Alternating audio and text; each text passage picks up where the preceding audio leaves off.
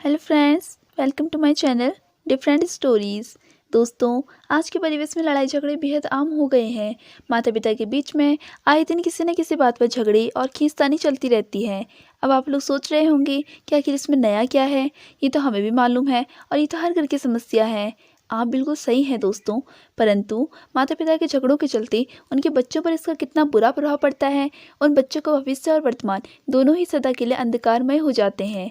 आज मैं आपसे इसी टॉपिक से रिलेटेड एक ऐसी स्टोरी आपके साथ में शेयर करूंगी जिसे सुनकर आप भी सोचने पर मजबूर हो जाएंगे।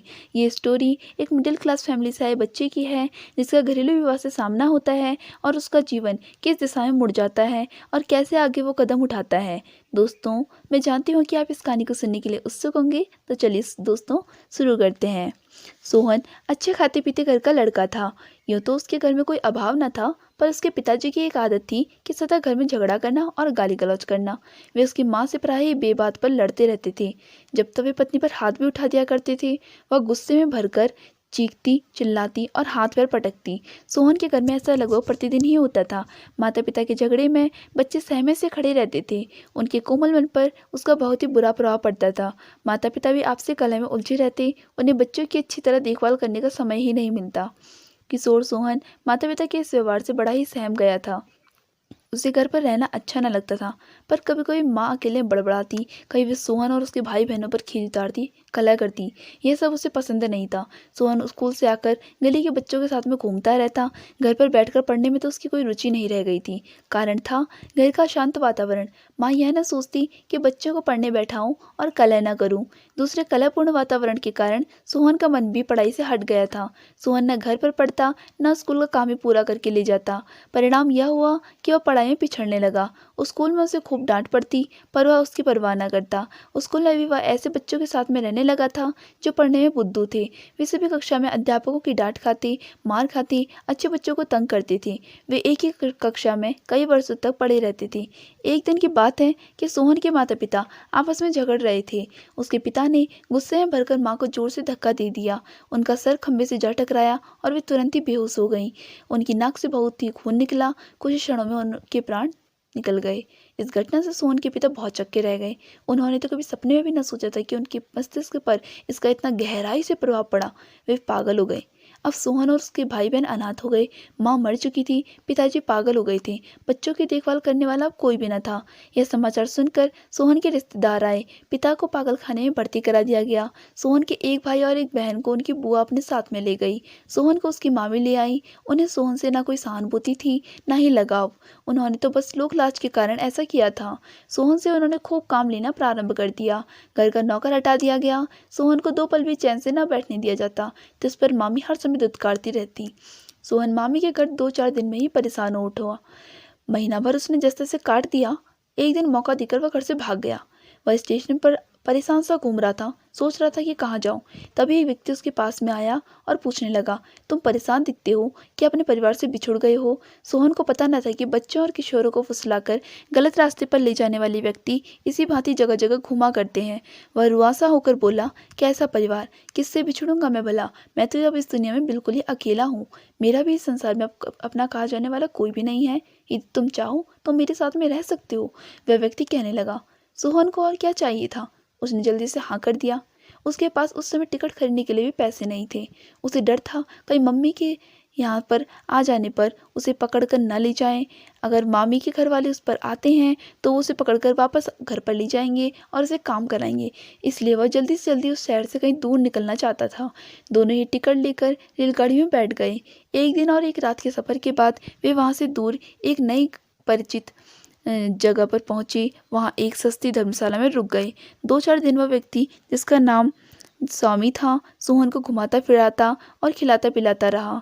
सोहन भी उससे खूब घुल मिल गया था। सोहन ने भी उस व्यक्ति को अपने विषय में सब कुछ बता दिया था। स्वामी सोहन से कहने लगा, देखो, हमारे पास जो कुछ भी पैसा था वह खाने पीने में खर्च हो गया है। अब यदि भूखों नहीं मरना है तो कमाना पड़ेगा। मैं कल से ही तुम्हारे साथ काम पर चलूंगा भैया, सोहन कहने लगा। सोहन को यह न पता था कि स्वामी क्या काम करता है। वह थोड़ी देर के लिए जाता था और पैसे लेकर लौट आता था। सोहन ने जब भी उसके साथ में चलने की बात कही तो स्वामी ने मना कर दिया। पर पहले तो तुम्हें काम सीखना पड़ेगा, स्वामी सोहन से कहने लगा। कौन सा काम भैया? सोहन ने पूछा। वही जो मैं करता हूँ, लोगों की जेब काटने का। स्वामी क्रुद्ध होते हुए बोला। उसकी लाल आंखें और क्रोध से भरा हुआ मुंह देखकर सोहन समझ गया था कि अब उसकी एक भी न चलने पाएगी। समझ में नहीं आता आखिर इस काम से तुम इतना डरते क्यों हो? ज्यादा पढ़े लिखे हो भी नहीं, कौन देगा तुम्हें काम? स्वामी ने कहा। जब पुलिस पकड़ कर ले जाएगी और मेरा मार मार कर भुड़ता बनाएगी भैया, तब इस काम को करने का पूरा मजा आ जाएगा। ना बाबा ना, मेरे बस का नहीं है पुलिस की डंडे खाना। सोहन कान पकड़ते हुए बोला। मूर्ख, मैं तुझे एक ऐसी तरकीब सिखा दूंगा, पुलिस तो क्या उसका बाप भी तुझे न पकड़ सके। बहुत ही बेवकूफ है रे तू। अरे इससे अच्छी कौन सी बात होगी? थोड़ी मेहनत करो और चैन से कई दिन तक मौज मनाओ। स्वामी की बात सुनकर सोहन के मन में भी लालच आ गया। उसने स्वामी के साथ में काम करने की स्वीकृति दे दी। स्वामी राहजनी और जेब काटने के लिए नए नए तरीके खोजता रहता। वह एक शहर से कहीं दूसरे शहर जाता, लूटपाट करता। जब पुलिस उसकी खोज करती तो वह शहर छोड़ देता। यहाँ आकर स्वामी ने एक नया तरीका खोजा। वह बाजार से एक रसायन ले आया। जिस व्यक्ति को लूटना होता था, सोहन उसकी गर्दन पर रसायन छुला देता। वह व्यक्ति खुजली से बेचैन होकर हाथों से गर्दन खुजाने लगता। तब स्वामी उसका पर्स या सामान छीनकर भाग जाता। सोहन भीड़ में मिल जाता या स्वामी के साथ ही भाग जाता। इस तरकीब से उन्होंने थोड़े ही दिनों में काफी रुपये इकट्ठे कर लिए। सोहन को भी अब यह काम पसंद आने लगा था। स्वामी की संगति ने उसे विलासी, फिजूल खर्ची और आराम तलब बना दिया था। सोहन पूरी तरह से निश्चिंत था कि पुलिस उसे पकड़ न पाएगी। यदि पकड़ेगी भी तो स्वामी किसी न किसी प्रकार उसे छुड़ा लेगा। पर यह तो उसका भ्रम सिद्ध हुआ। एक दिन जब वह किसी धनी से लगने वाले व्यक्ति की गर्दन पर रसायन छिला रहा था तो उसके साथी ने सोहन को कसकर पकड़ लिया। धनी व्यक्ति चिल्ला रहा था, पकड़ लो इसे, यह जाने ना पाए। यही है वह जिसकी करतूतें रोज अखबारों में छपती हैं। सोहन अचानक हुई इस घटना से हड़बड़ा गया। उसने छूटने का बहुतेरा प्रयास किया, पर उस व्यक्ति की मजबूत पकड़ से वह हिल भी न सका। तभी उसने देखा उसे छोड़कर स्वामी तेजी से भागा जा रहा है। उसने एक बारी पीछे मुड़कर सोहन की ओर नहीं देखा। अपने को अकेला पाकर सोहन घबरा गया। भीड़ बढ़ती जा रही थी। गुस्से में भरे व्यक्ति चप्पल, जूते, घूंसे और लातों से उसकी ठुकाई कर रहे थे। सोहन के रोने गिड़गिड़ाने का उन पर कोई असर नहीं था। सोहन ने जीवन में इतनी मार और इतना अपमान कभी भी नहीं सही था। आज तो लग रहा था भीड़ उसे मार कर ही दम लेगी।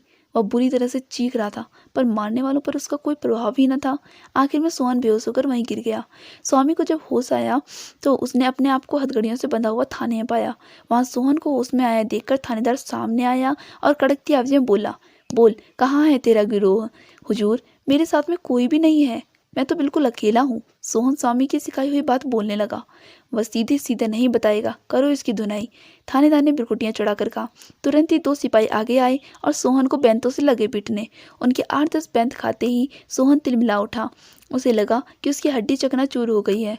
वह तुरंत ही बोल पड़ा, ठहरो अभी बताता हूँ। उसने थानेदार को स्वामी का पूरा पता बतला दिया। सिपाहियों का एक दल उसी समय स्वामी को पकड़ने के लिए रवाना हो गया। वहां जाकर पता लगा कि पुलिस के पहुंचने से पहले ही स्वामी वहां से निकल चुका है, परंतु सोहन के द्वारा बताई गई हुलिये और उसके आधार पर सिपाहियों ने स्वामी को बीच रास्ते में ही पकड़ लिया। थाने में सोहन के ही सामने स्वामी की इतनी बुरी तरह से पिटाई हुई कि उसका दिल दहल गया। सिपाहियों ने दोनों को पैरों से ठोकर मारते हुए कोठरी में बंद कर दिया। स्वामी सोहन को खा जाने वाली नजरों से देख रहा था। कह रहा था, बाहर निकलेगा तब देखना, तेरा बुरता न बना दिया तो। वह अपने पकड़े जाने के लिए सोहन को ही अपराधी मान रहा था। स्वामी और सोहन दोनों पर मुकदमा चला। स्वामी को जेल भेज दिया गया।